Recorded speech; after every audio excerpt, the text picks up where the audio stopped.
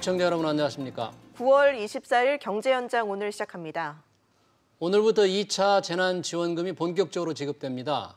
특수고용직 노동자와 프리랜서에 가장 먼저 지급되는데요. 정부는 최대한 추석 전에 지급한다는 방침인데 모든 지원금이 추석 전에 전달되기는 어려울 전망입니다. 네, 신청 방식부터 또 지급 대상별 자세한 일정들, 또 정부의 재정 상황까지 짚어보도록 하겠습니다. 시청자 여러분의 의견이나 궁금증들 문자 샵 3698번 또는 유튜브를 통해서도 실시간으로 참여하실 수 있습니다. 오늘 두 분과 함께 하겠습니다. 홍기용 인천대 교수, 이인철 참좋은경제연구소장 자리하셨습니다. 어서 오십시오. 네, 안녕하세요. 이인철 소장님, 벌써부터 이제 긴급 재난지원금 나간 것 같은데 여러 종류가 있잖아요. 그렇습니다. 오늘 먼저 지급된 게 뭡니까? 일단 이제 긴급 고용 안정 유지를 위한 이제 긴급 고용 안정 지원금이 1차 대상자들에 대해서는 1차 이제 미리 받았던 데이터가 있기 때문에 이달 13일부터 안내문이 나갔습니다. 그래서 아마 오늘부터 지급돼서 가장 빨리 받을 수 있는데 이런 이제 특수 고용직들, 프리랜서들의 경우 1차에 받으셨던 한 150만 원 상당을 받으셨던 분들의 경우에는 별도의 심사 없이 추석 이전에 지급하겠다라고 했기 때문에 오늘부터 입금이 되고요. 이외에도 이제 새희망 자금, 이제 업종별로 100만 원에서 최대 200만 원까지 지급받는 분들은 오늘부터 신청에 들어갑니다. 그래서 내일부터 지급이 되는데 사실 새희망 자금 소상공인들이 전체 추경 7조 8천억 가운데 가장 많아요. 절반 가까이가 이분들한테 지급이 되다 보니까 지급 대상 인원이 꽤 많습니다. 290만 명, 이 가운데 1차 지급자가 한 240만 명 정도 돼서 한꺼번에 온라인에 신청하게 되면 호선이 있을 수 있습니다. 그래서 새희망자금.kr 온라인에 접속을 하시게 되면 거기 자세한 안내를 해주는데 오늘의 경우에는 과거에 우리 1차 때는 사실 그 온라인 오부제로 했잖아요. 생년 월일 끝자리를 기준으로. 그런데 이번엔 좀 다릅니다. 이번에는 사업자 등록 번호 끝자리가 짝수이면 오늘 신청이 가능하고 새희망자금의 경우에 그렇습니다. 그리고 이제 홀수일 경우에는 내일 신청이 가능한데 26일부터는 구별 없이 가능합니다. 어쨌든 이 새희망자금도 오늘부터 신청이 들어가고요. 또 청년특별구직 지원금이 있습니다. 이것도 오늘 신청하게 되면 다음 주 정도로 지급이 될 것으로 보이고 또 아동특별돌봄은 별도의 신청 절차가 필요가 없습니다. 이거는 빠르면 28일부터 이제 지급이 되고요. 물론 이제 기존에 논의가 됐던 미취학 초등학생의 경우에는 별도의 어떤 신청 절차 없이도 기존에 아동수당을 받았던 계좌가 남아 있습니다. 스쿨뱅킹 계좌가 남아 있기 때문에 되지만 중학생의 경우에는 지금 비대면 지원금 초등학생은 20만 원이지만 15만 원을 받게 되는데 이분들의 경우에는 10월 중에 안내가 나가고 이 지급이 예정이 돼 있기 때문에 다소 추석 이후에 받으실 수도 있습니다. 추석 전에 다 받는 건 아니군요. 아이 돌봄 자금도 중학생들은 이제 뒤늦게 초과가 됐기 때문에 추석 이후에 받게 되고. 맞습니다.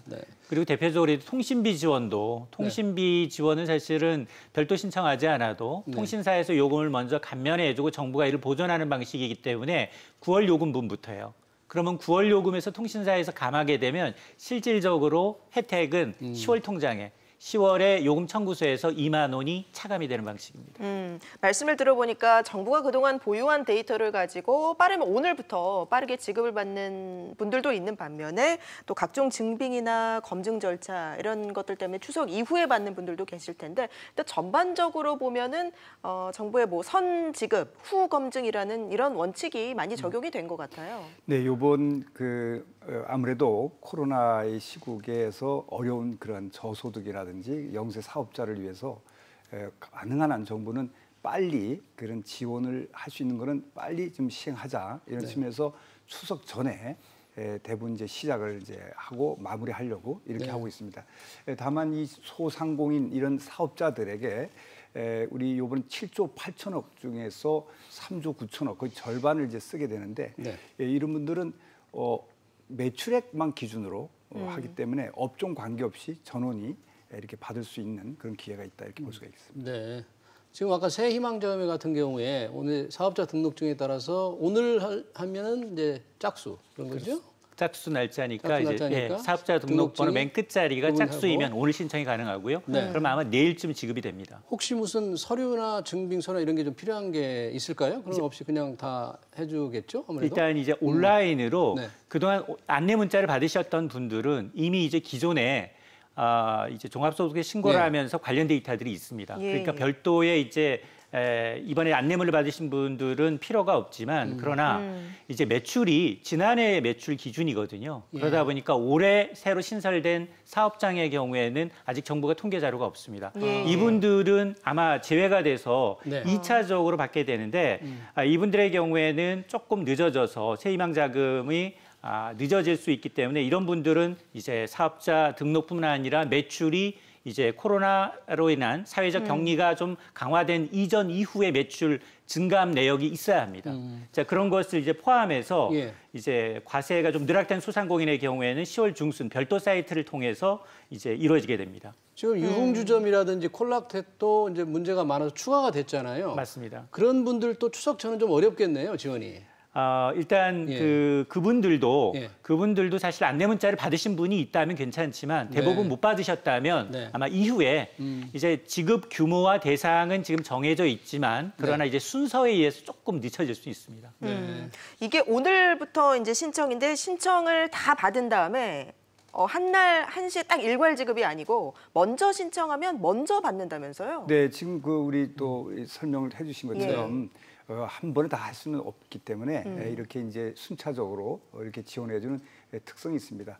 우선 뭐 기본적으로 이 소상공인이 제일 관심이 있는데 그래도 예. 그 중에서도 그냥 무조건 다 하는 게 아니라 매출을 좀 감소했느냐 하는 것인데 네. 매출 감소분은 현재는 자기 신고라기보다는 그 행정 시스템에 이미 갖고 있는 자료를 활용하겠다는 것이거든요. 그런 측면에서 행정적으로 좀 수월하게 선별을 쉽게 함으로써 또 지원을 조속하게 할 수 있는 그런 이점을 이번에 있겠다 싶고 그러한 측면에서 지금 단시일 내에 이러한 지원금을 지금 나눠서 주고 있다 이렇게 볼 수가 있습니다. 간이과세자들은 자세한 이제 매출 서류가 없을 수 있기 때문에 네. 먼저 지급을 하고 내년에 봐가지고 만약에 매출이 늘어난 걸로 되면 뭐 회수하겠다 이런 얘기도 지금 이번에 뭐 그런 조치에 후속 조치에 그런 얘기는 없습니다. 네. 지금 현재 그 코로나 시국에 어렵기 때문에 네. 매출액이 한 4억 이하자 중에서 매출이 감소됐거나 네. 특별히 뭐 이번에 그 제한된 업종 있지 않습니까? 집합 금지라든지 집합 제한하는 업종들에게 이제 지급하는 것을 하기 때문에 그 이 간이과세자나 그 이외자도 다시 그 다음에 수익이 발생했다고 해서 다시 환급해주는 그런 제도는 없습니다. 네. 이게 상황에 따라 조금씩 그 지급받는 게 다르기 때문에 조금 자세한 설명이 필요할 것 같은데 문을 닫은 점포, 그러니까 폐업 점포의 경우에는 어떻게 됩니까? 그렇습니다. 이제 폐업한 점포의 경우에도 아마 이제 이 폐업을 위해서 긴급 이제 자금을 받으실 수가 있는데 지금 세 가지로 좀 분류가 돼요. 앞서서 이제 일반적으로 이제 소상공인의 경우에는 일반 업종의 경우는 매출액이 준 것을 이런 일에도 줄었다면 대상자지만 그러나 집합을 금지하거나 제한했다라고 하면 매출과 이 기관에 상관없습니다. 그분들의 경우에는 감수에 상관없이 지급이 되고 또 만일 폐업을 했다면 이제 폐업지원금으로 지금 50만 원 정도를 받으실 수가 있는데 약 대상자가 한 55만 명 정도로 추산이 돼요. 이제 이분들의 경우에도 마찬가지로 이제 관련 이제 폐업 전 했던 이제 관련 서류를 이제 제출하게 되면 지급을 받으실 수가 있습니다. 네. 지금 긴급 고용 안정 자금도 한번 받은 분들한테는 그냥 되지만 새로 받는 분들 있지 않습니까? 맞습니다. 이런 분들이 이제 150만 원까지 되는데 이번 바로 받을 수 있는 건 아니죠, 그분들은 또. 맞습니다. 이제 네. 신규로 신청하시는 분들도 한 20만 명 정도로 추산이 돼요. 이분들은 총 받으실 수 있는 금액이 150만 원, 50만 원씩 석 달에 걸쳐서 나눠 받으실 수가 있는데 이분들은 조금 시간이 걸립니다. 추석 이후에 신청을 하게 되면 이분들은 왜냐하면 소득 감소 여부를 따져봐야 되거든요. 그래서 아마 10월 중에 신청을 하게 되면 11월에 지급을 하게 되는데 이분들은 이제 소득 파악하는데 좀 시간이 걸리다 보니까 지급 기간이 다소 지연될 수는 있습니다.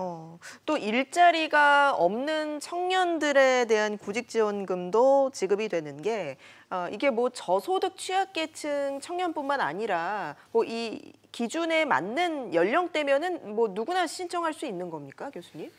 지금 현재 이 실직이라든지 예. 또 휴폐업이라든지 또 지역의 여러 청년들이 또 나이에 따라서 만 한 18세부터 34세 이런 미취업 구직자에 대해서 한 20만 명의 이제 돈을 지원해주는 이런 게 있습니다. 현재로서는 특별히 나이에 해당이 되면 거기에 대해서 자기가 지금 구직을 좀 희망하고 있다 정도만 되면은 지원해주기로 이렇게 돼서 50만 원을 이제 지급해서 한 대략 1,000억 정도를 정부가 그 지원금으로 마련해 놓고 있다 이렇게 볼 수가 있습니다. 그 다음에 이미 그 고용 상황이 이제 악화돼서 급여가 신규 신청을 이제 여러 가지 또 해야 될 추가적인 자금이 필요한데 그런 경우에도 이제 지원해주는 이번에 이런 자금을 마련해놨다 이렇게 볼 수가 있습니다. 이 청년들의 특별 구직 지원금은 이 정부가 마련한 구직 지원 프로그램에 참여한 경우에 이제 지원이 되는 그런 제한 조건이 조금 있는 거죠? 지금 현재 이 발표에 보면은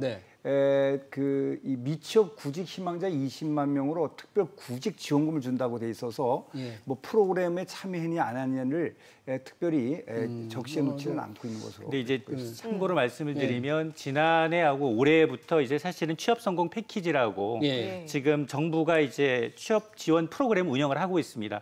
이분들의 경우에는 이분들 가운데는 정확하게 이제 데이터가 남아 있기 때문에 과연 미취업하신 분들을 대상으로 해서 지금 만 18세부터 34세 한 20만 명에 대해서 이제 특별 구직 지원금을 지급하게 되는데 어제부터 이제 1차 대상자에 대해서 안내 문자가 발송이 됐기 때문에 내일 만일 신청을 하게 되면 추석 이전에 신청을 받으실 수가 있고 그리고 후순위자들이 있어요. 그러니까 기존에 이제 지난해나 올해 이제 취업 패키지에 이제 하지 않았던 정부의 취업 지원 프로그램에 참여하지 않았던 분들의 경우에는 신청 기간에 이제 신청을 하지 못하게 될 경우 아마 다음 달 중순경 이제 2차 신청 기간에 신청을 하시게 되면 11월에 지급이 될 예정입니다.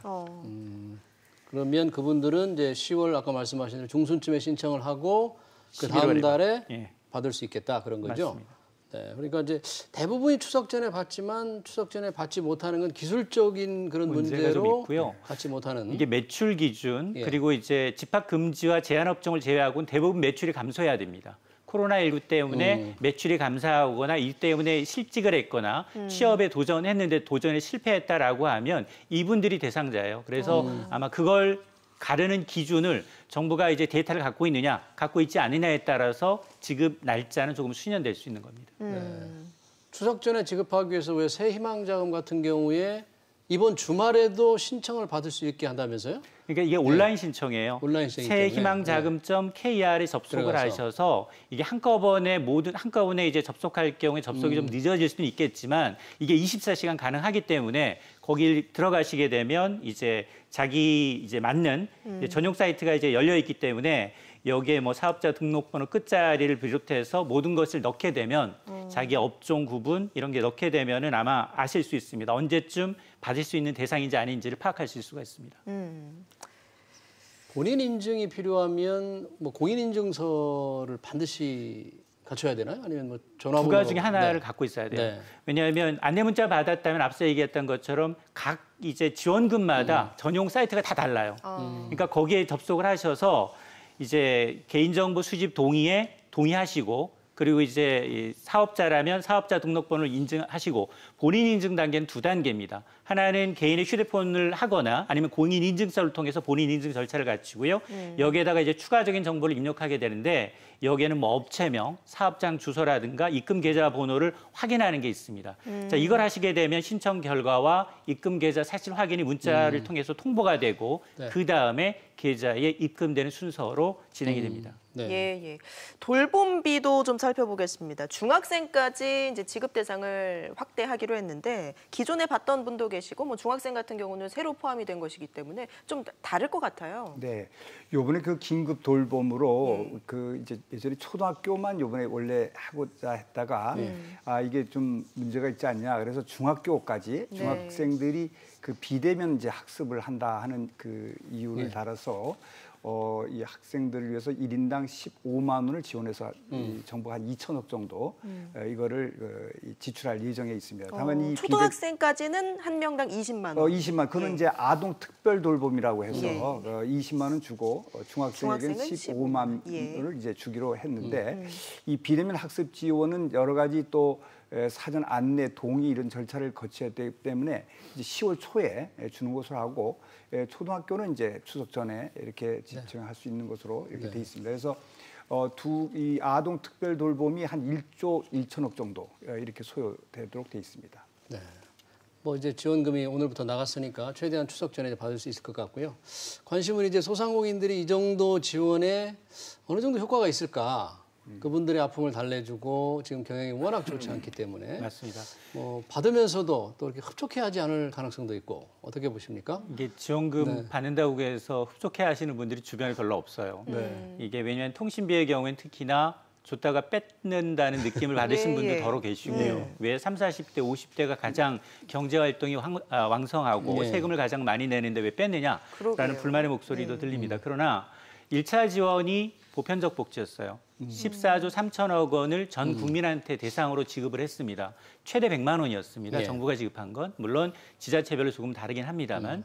그러나 이번에는 절반입니다. 7조 8천억 원을 이제 합치게 되면 소상공인은 사실 290만 명이지만 전체 지급 대상자는 지금 돌봄이 들어가다 보니까 1,000만 명이 넘어갑니다. 그러니까 7조 3천억 원을 1차 때 절반 수준으로 이제 금액은 줄었지만 대상자도 5분의 1 수준으로 줄어든 거예요. 그러니까 이제 선별적 지급은 맞다. 그러나 이제 소상공인 입장에서 보면 뭐 1차 지원금보다는 많은 건 사실이지만 그러나 200만 원 받아서 최대 뭐 100만 원 받으시는 분도 있고 150만 원 받으신 분도 있고 200만 원 받으신 분도 있는데 이걸로 한번 임대료 내면 끝이다라는 분도 계시고요. 뭐 인건비 걱정하시는 분들도 계시기 때문에 이게 끝이 아니라 정말로 두텁게 이런 소상공인들의 어떤 어려움을 코로나19 때문으로 인한 생계 어려움을 직면해 있다면 추가적인 어떤 지원도 같이 고민을 해야 될 시점입니다. 네. 벌써 지금 4번째 추경을 편성했는데 이번 4번째 추경으로 가는 돈도 이렇게 흡족하지 못하다는 반응이면 어떻게 해야 됩니까? 그렇죠. 이게 지금 요번에 7조 8천억을 썼고 또 한 4조 원을 더 보태서 12조 원을 요번에 이제 쓰게 됩니다. 그래서 쓰는데 소상공인들이 지금 100만 원 내지 200만 원 받아서 회생한다고 하는 그런 개념은 있을 수가 없지요. 또 매출액 4조 이하 분들 간에도 천차만별이고요. 업종에 따라서도 다르고 또 소득 수준도요. 많이 차이가 납니다. 따라서 이러한 것을 일일이 세분해서 드릴 수는 없어서 지금 현재 일괄해서 일반적으로 100만 원, 특별히 업종이 제한되고 이렇게 된 거를 한 150 내지 200만 원 주는데 다만 그분들이 거액의 돈이 필요할 경우도 있습니다. 그럴 때는 금융 지원이 상당히 그 의미가 더 있거든요. 왜냐하면 금융 지원을 해서 더 많은 돈을 오면 두 가지 효과가 있어요. 하나 첫 번째는 이리적으로 돈이 필요 없는 사람도 있고 더 필요한 사람이 있거든요. 그러니까 필요한 사람은 금융 지원을 받고 그렇지 않은 사람은 안 받는 거거든요. 그래서 이러한 경우에 이자 부분이나 이런 걸 이제 정부가 보완해 주면 상당히 자금을 자기들이 활용할 수가 있어요. 근데 요번에 그를 위해서요. 특례 보증으로 대출 2조 5천억을 확대하기 위해서 정부가 보증기금에 2천억을 쓰기로 했습니다. 사실 그거 2천억만 쓰거든요. 그런데 돈을 100만 원, 200만 원 나눠주는데 3조 3천억을 쓰는 거죠.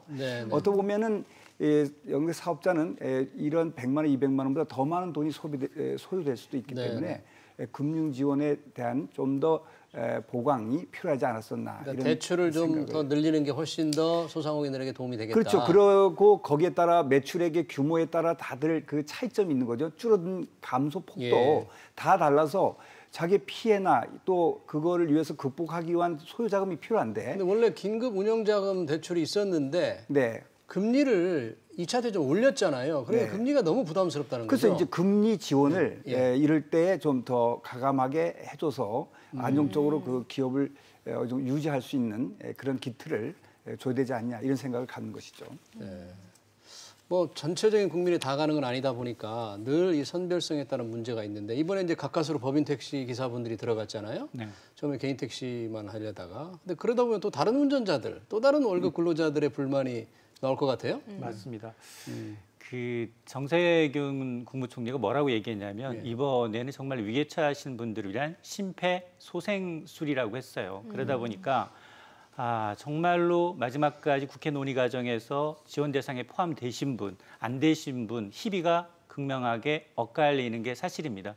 사실 모든 정책을 다 만족시킬 수는 없어요. 그럼에도 불구하고 지금 우리가 쓸 수 있는 재원은 굉장히 한정적이고 이 코로나 사태가 올해뿐만이 아니라 언제 종식될지 알 수 없는 상황이라면 가능한 한 정부의 재정이 효율적으로 쓰이고 그리고 이분들이 지금 굉장히 얼음에 처 있는 분들한테 좀 두텁게 쓰이려면 이번 2차보다도 그동안 굉장히 시행착오를 많이 거쳤잖아요. 네. 보편적 지원에서 선별적 지원으로 오는데도 굉장히 어려웠고요.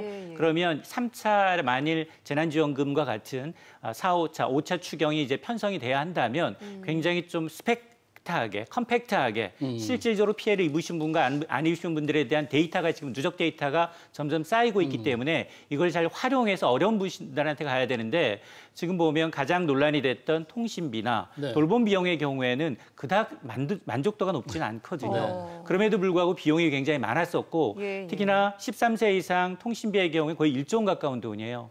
지금 지원 대상을 줄임으로 해서 5천억 넘게 남겨서 오히려 다른 업종으로의 다른 피해를 보신 분들한테 지원의 폭이 더 넓어졌거든요. 말씀하신 것처럼 법인 택시 기사분뿐만이 아니라 백신도 2가지로 확보했어요.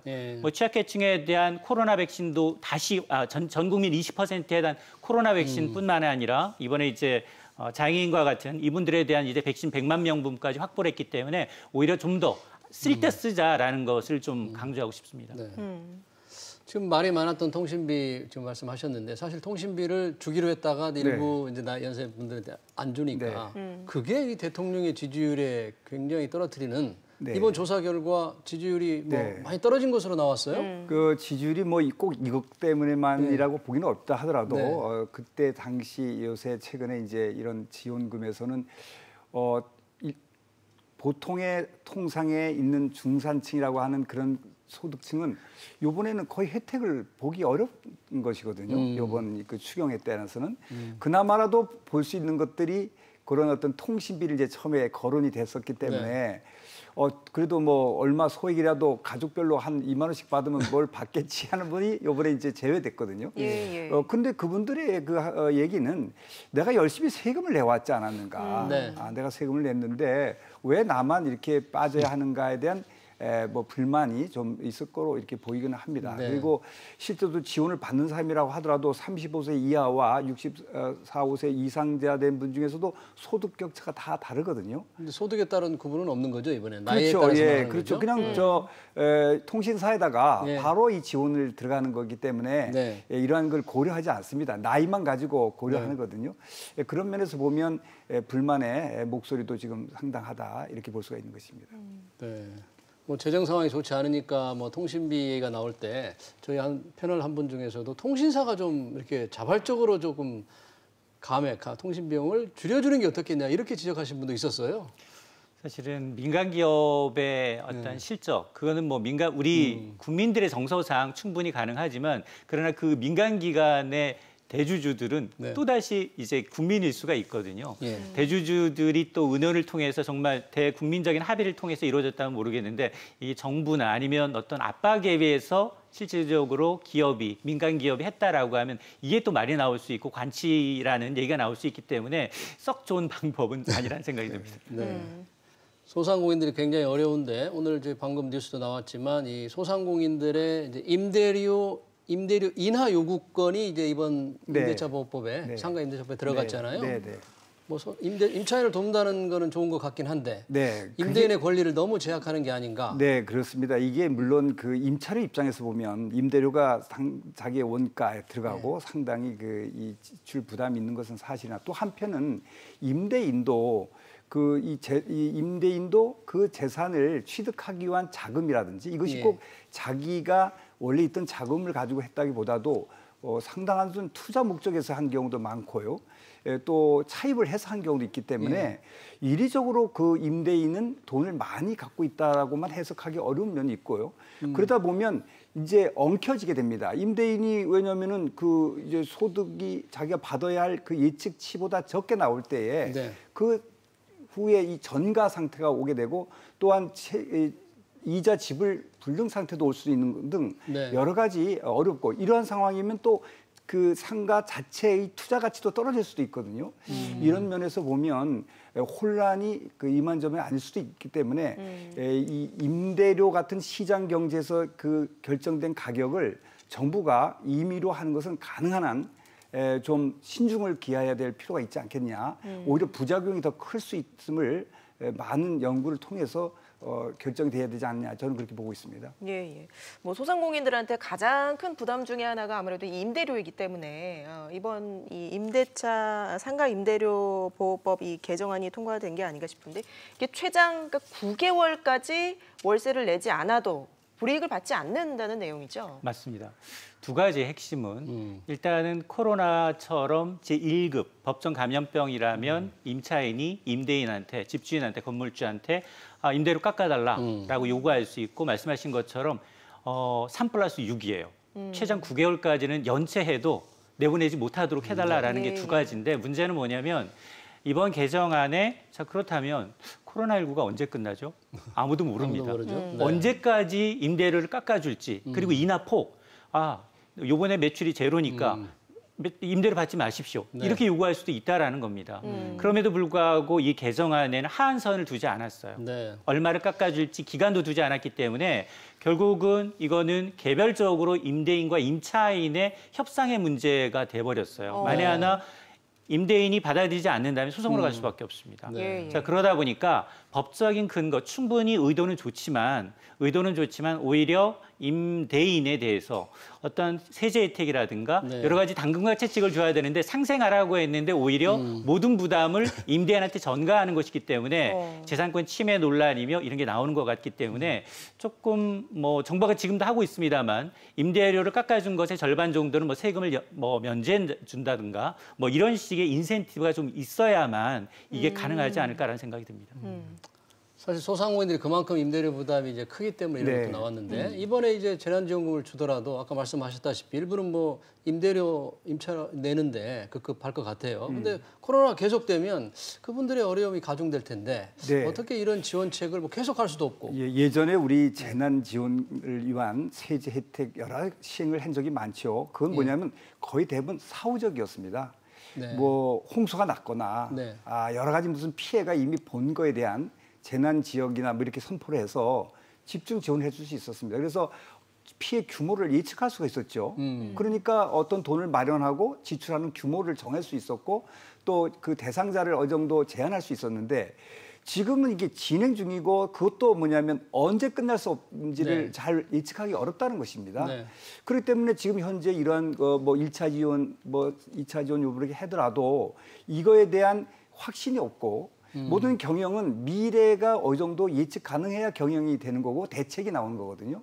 돈을 꾸더라도 어떻게 꾸어야 되는지 아니면 내가 이 사업을 접어야 하는지 등 여러 생각을 결정을 해야 되는데 지금은 이제 그런 상태가 아닌 거거든요. 그래서 정부도 이렇게 이 정부 돈으로 지원해주면 뭔가가 잘 될 거다 하는 것을 국민들에게도 너무 이렇게 이걸 믿음을 좀 주는 식으로 주면 이게 곤란한 면이 있거든요. 이게요. 왜냐하면 자기가 폐업할 사람 또 폐업해야 될 때가 있는 거거든요. 근데 이런 사람들이 지연 상태가 오고 그러다 보면 좀 지나가면 여러 어려운 이 상황이 한꺼번에 몰려와서 경제에 어려움이 처할 수도 있기 때문에 이럴수록 구조조정과 이런 좀비나 이런 걸 가리면서 할 수 있는 이런 것이 돼야 되는데 지금은 하여튼 그런 걸 가리지 아니하고 전부 지원을 해주는 재난이다라고 이렇게 하기 때문에 거기다 플러스 기간이 길고요. 그래서 지금 어려운 난국에 있다 이렇게 볼 수가 있습니다. 그럼 그런 분들한테 뭐 이렇게 구조조정을 강요하는 거, 요구하는 것도 쉽지는 않은데 추가로 더 지원을 요청하는 상황, 더 지원해 줄 수밖에 없는 상황이 나오지 않을까. 그래서 뭐 우리가 4차 추경했지만 또 5차 추경 뭐 이런 얘기들이 좀 나오는 것 같아요. 지금 이게 이제 코로나로 인해 발생한 위기거든요. 누구도 예측을 못했고 지금 유럽도 다시 재감염 위기에 휩쓸리고 있습니다. 전 세계적으로 비슷한 고민을 하고 있어요. 물론 재정 여력이 풍부한 국가들의 경우에는 뭐 선별적이든 보편적이든 굉장히 많은 액수를 투입을 하고 있고 재정적인 것뿐만이 아니라 금융 지원, 세제 혜택까지 포괄적인 패키지를 이용을 하고 있습니다. 근데 우리도 마찬가지일 것 같아요. 물론 뭐 임대료에 대한 부분도 분명히 필요한 부분이고요. 그리고 뭐 인건비 부분도 있고요. 근데 인건비는 또 정부가 추진하고 있는 것과는 좀 역행되는 부분도 있습니다. 소상공인들이 가장 어렵고 힘들어하는 거는 사실 최저임금에 대한 얘기일 수도 있거든요. 예. 그러다 보니까 아마 이제 적정 수준에서 정부가 이제 배려를 하면서 이런 정책적, 지금까지는 계속해서 정부가 재정을 투입을 해서 안정시켰다면 지금 플러스 알파 패키지에는 4차, 5차가 넘어가는 지원에는 분명히 이런 이제 다양한 이제 복합적인 세제, 금융 다 포함된 지원 패키지가 나와야지 실질적으로 이분들이 일회성 도움이 아니라 이제 정말 물고기를 낚는 게 아니라 이 사람들이 정말 낚시를 하는 법을 가르칠 수 있게끔 이 어려운 난국을 좀 타개할 수 있는 어떤 해법을 좀 던지는 패키지가 나와야겠습니다. 알겠습니다. 오늘 두 분 말씀 여기까지 듣도록 하겠습니다. 지금까지 이인철 참좋은경제연구소장, 홍기용 인천대 교수와 함께했습니다. 고맙습니다. 고맙습니다.